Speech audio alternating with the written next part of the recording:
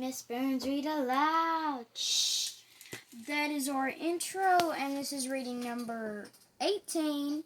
Original intro, and this is Volcanoes, Mountains that blow their tops.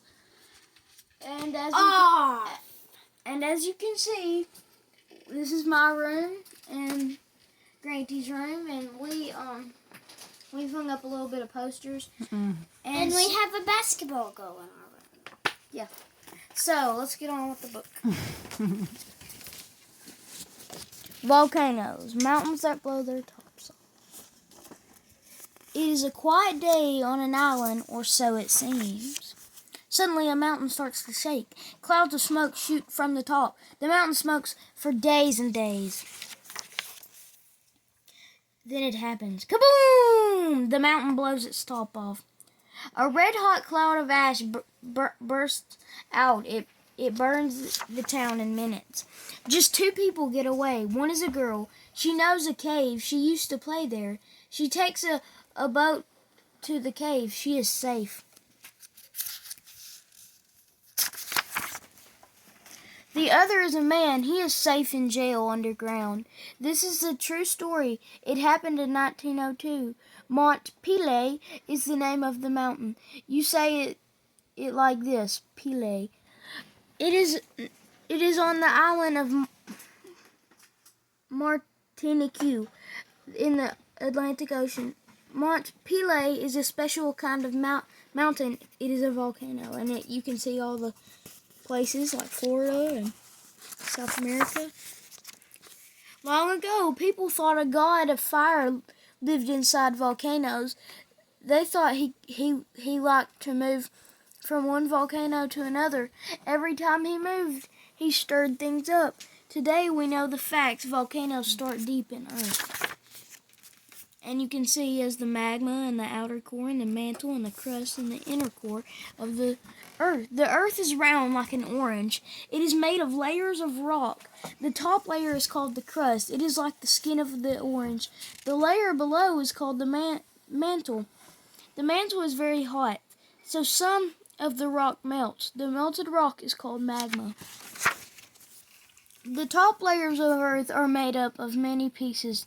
These pieces are called plates. The red lines show where the plates meet. This is where most volcanoes happen. And little fact that some of those plates, when they move, they also start earthquakes. The plates are always moving very, very slow. Some plates push against each other. Some plates pull away from each other. That's what forms an earthquake. The magma is moving too. It pushes up on the plates. Sometimes the magma finds a crack between the plates, then spurt, out it comes. This is the start of a volcano. The magma bubbles up a tube. The tube is like a long straw. At the top is a hole. The hole is called a crater. The magma spills out of the crater. Now the magma is called lava. There are two kinds of lava. One is soft and ruddy and red hot. It flows in fast, fiery rivers from the volcano. As the lava cools, it turns back into smooth rock. The other kind of lava flows much more slowly. Sometimes it sprays out of the crater into the sky. In the air, the lava hardens into sharp rocks and ash. Then black clouds of ash fill the sky. They block out the sun, so it is dark. Even at noon. Not many people get to see a volcano being born. But 50 years ago, one boy did. He lived in Mexico. One day he was helping his father on their farm. Suddenly the earth split open. Smoke and ash shot into the air. The boy and his father ran to warn people in town. Ash and rock kept shooting up. A hill started to grow. By the next day, the hill was as tall as 10 houses. The fireworks went on for 9 years. The farm was gone. The town was gone. In their place was a new volcano. Some volcanoes start at the bottom of the sea, where no one can see them. The ocean floor splits open. Hot lava pours out. The lava cools and hardens. The volcano grows. Slowly it rises above the water. This is how some islands are made. Where are the most volcanoes? Around the Pacific Ocean. The volcanoes form a ring. It is called the Ring of Fire. Are there volcanoes in the United States? Yes. Mount St. Helens is in Washington State. In 1980, it erupted. This is Mount St. Helens before it erupted. This is Mount St. Helens after it erupted. And there's also a book called I Survived Mount St. Helens. You should read that too. Hawaii has the biggest and busiest volcanoes in the world.